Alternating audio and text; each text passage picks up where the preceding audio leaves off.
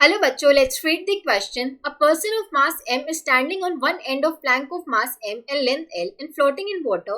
The person moves from one end to another and stops. The displacement of the plank is. So question में हमें दे रखा है कि person of mass m है, he is standing on one end of plank of mass m. तो ये हमारा plank हो गया.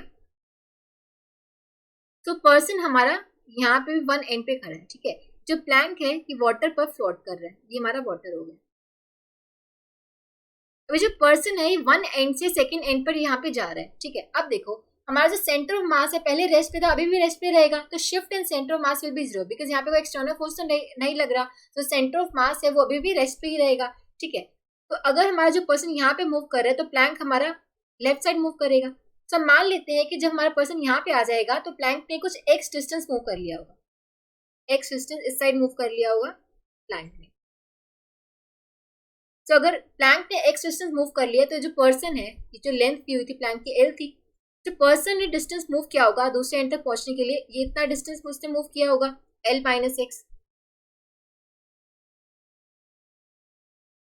ठीक है. ये डिस्टेंस उसने मूव किया होगा एल माइनस एक्स, ठीक है. सब हम बोल सकते हैं जो shift in centre of mass है वो तो हमारा जीरो है, ये हो जाएगा m1 delta x1 plus m2 delta x2 divide by m1 plus m1 है किसके लिए, पर्सन के लिए, ठीक है. इसका मास कितना है m गिवन है.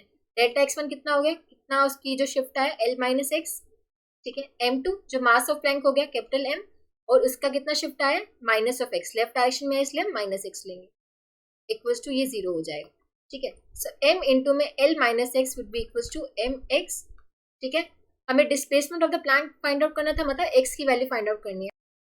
सो यहाँ पे मैं इसको फर्दर सॉल्व करूँ तो ये हो जाएगा m l minus mx will be equals to capital M x.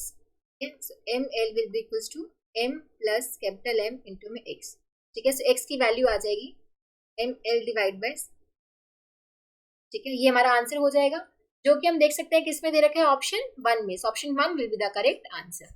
I hope आप सबको समझ आया होगा. Thank you so much.